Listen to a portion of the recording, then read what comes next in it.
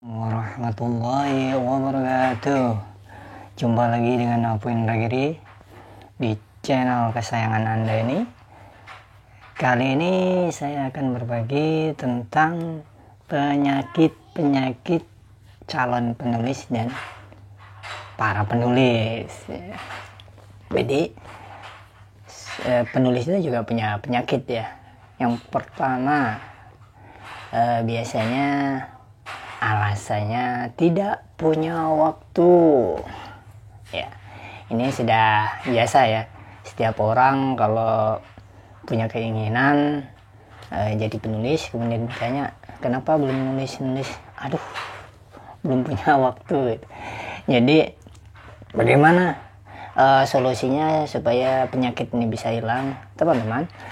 Menjadi penulis itu kita harus meluangkan waktu, bukan mencari waktu luang. Jadi teman-teman harus meluangkan satu waktu, berapapun durasinya, misalnya 5 menit, 10 menit setiap hari ya, setiap hari kita luangkan. Nah, setelah kita luangkan ya insya Allah kita akan terbiasa untuk menulis. Ini penyakit berbahaya yang pertama ya, tidak punya waktu biasanya. Yang kedua, kurang pede. Nah, ini penyakit yang menjangkiti calon penulis, bahkan penulis juga ya, yang sudah punya buku biasanya juga terjangkit penyakit berbahaya ini. Virusnya berbahaya ini, berbahaya. Karena kenapa? Karena ketidakpedean itu membuat kita ragu-ragu mau berkarya, ragu, terus mau memulai latihan nggak pede, takut, tulisannya nggak keren dan macam-macam ya, intinya nggak pede. Nah, bagaimana solusinya untuk penyakit yang kedua ini? Teman-teman harus membaca sugesti atau positive thinking ya. Sugestinya kita tulis bahwa saya insya Allah penulis hebat, saya penulis hebat. Nah, itu solusinya. Yang ketiga, penyakit ketiga, tidak bisa mikir. Bagaimana mungkin kita manusia nggak bisa berpikir? Mestinya semua orang punya potensi yang sama, bisa berpikir ya. Nah, kalau di pengalaman saya di Akademi Menulis Kreatif, supaya kita banyak ide, gagasan, itu kita latihan mind mapping atau peta ide. Nah, ini trik untuk mencari ide, latihannya ya. Latihan mencari ide, mengembangkan ide, dan disinilah sebenarnya kunci rahasia jadi penulis. Nah, ada di video di bawah ya, silakan di search mind mapping, tema mencari dan mengembangkan ide. Latihan mengembangkan dan mencari ide. Itu yang ketiga. Jadi insya Allah tetap bisa mikir. Yang keempat ya. Keempat itu takut salah. Nah, ini juga pernah saya alami tahun 2005 ketika belajar nulis secara otodidak di Jogja dulu ya. Waktu itu saya belajar sendiri. Lucu ya. Kadang saat menulis puisi itu, aduh ini kira-kira enak dibaca nggak ya? Zaman itu masih media sosialnya masih Friendster, jadul banget ya. Jadi ketika itu saya membuat satu tulisan, kemudian saya posting di Friendster itu.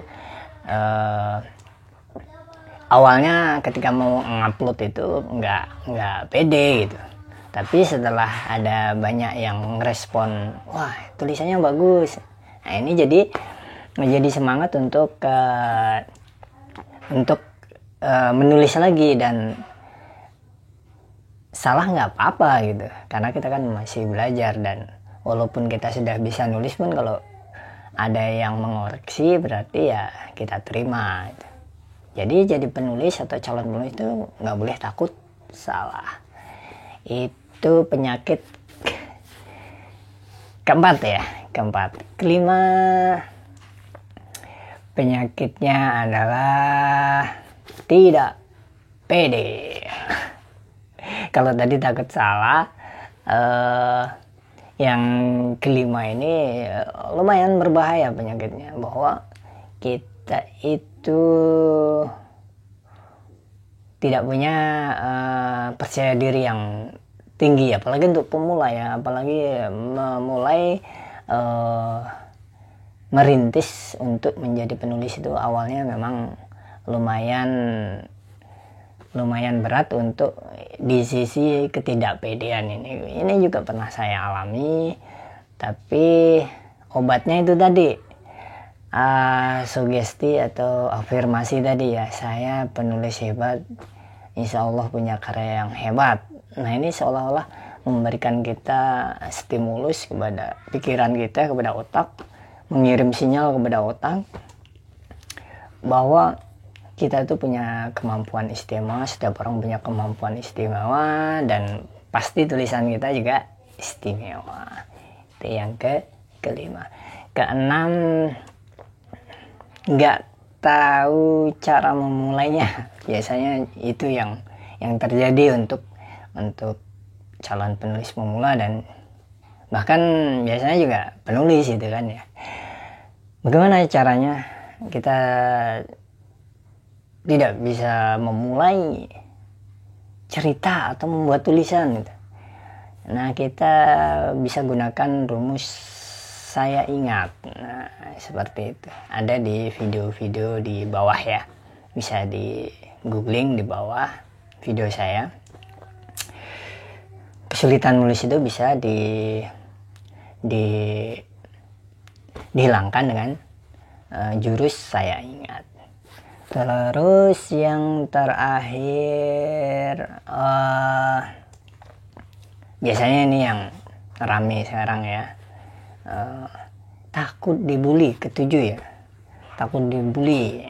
Ini juga kombinasi antara tidak pede dan takut salah. Jadi dua-duanya jadi satu, takut dibully ya. Nah teman-teman, saat kita memutuskan untuk jadi penulis, kita menuangkan gagasan, otomatis kadang kita tidak bisa menyenangkan semua orang gitu ya. Tidak bisa menyenangkan semua orang, tidak bisa membahagiakan semua orang gitu. Tugas kita tuh apa yang melintas di pikiran kita itu kita tangkap idenya, kemudian kita tuangkan gitu. Jadi kalau beda orang ya pasti responnya atau umpan baliknya bisa jadi berbeda. Nah, bagaimana caranya supaya kita tidak takut dibully? Ya sudah, menulis menurut apa yang ada di pikiran kita aja, nggak usah takut gitu. Dituangkan apa yang melintas, kemudian gagasan kita tersampaikan. Ya setelah itu tugas menulis sudah selesai ya. Tugas menulis itu cuma menulis, menuangkan gagasan. Setelah itu pembaca yang menilai. Jadi bukan kritikus sastra, bukan siapapun itu yang bisa membeli kita. Biarkan membaca. Kalau ada umpan balik yang kurang bagus ya kita terima, kemudian kita perbaiki, kita belajar lagi, seperti itu. Nah itulah teman-teman, 7 penyakit berbahaya bagi calon penulis dan penulis. Sebenarnya banyak listnya ya, tapi kurang lebih diwakili lagi itu. Mudah-mudahan video ini bermanfaat untuk teman-teman semua yang sedang merintis jadi penulis, atau yang sedang belajar menulis, atau yang sedang mau menerbitkan buku. Mudah-mudahan tema video ini bisa membantu teman-teman untuk menjadi seorang penulis yang hebat. Terima kasih sudah mampir ke video ini, sudah like, komen, dan share, dan sudah berkenan meluangkan waktu untuk subscribe dan menyalakan loncengnya. Jika ada pertanyaan, teman-teman bisa mengetik di kolom komentar ya. Insya Allah saya balas. Sampai ketemu di tips menulis selanjutnya. Assalamualaikum warahmatullahi wabarakatuh.